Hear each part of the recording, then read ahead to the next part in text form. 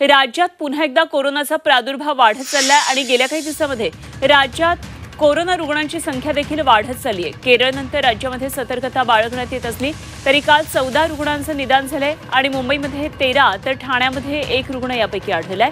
आणि याचं प्रमुख कारण सध्या आहे ते म्हणजे JN1 हा नव्यानं आलेला व्हेरिएंट आहे। यासंबंधी केंद्राकडून राज्यातील आरोग्यमंत्र्यांची बैठक घेण्यात आली आहे। घाबरण्याचं कारण नसलं तरी सतर्क राहण्याच्या सूचना मात्र देण्यात आल्या आहेत। कोरोनापासून वाचण्यासाठी नागरिकांनी गर्दीच्या ठिकाणी मास्क लावणं, समांतर अंतर ठेवणं आणि सॅनिटायझरचा वापर करावा असा सल्ला डॉक्टर देत आहेत। कोरोना आपल्यामध्ये राहणारच आहे ना। आपण रॅन्डम जरी टेस्ट करायला घेतल्या तर कोरोना आपल्यापैकी बऱ्यापैकी लोकांना पॉझिटिव्ह येणार आहे। एक नक्कीच फॅक्ट अशी आहे की आपल्याकडे सगळ्यात जास्त जगात वॅक्सिनेशन आपल्याकडे झालं आहे आणि वॅक्सिनमुळे आपल्याकडे प्रतिकारशक्ती लोकांमध्ये प्रचंड प्रमाणात आहे। तर काळजी करण्यासारखं नाही आहे आणि जे आपण वॅक्सिन्स घेतले ते बऱ्यापैकीची स्ट्रेंथ आहे।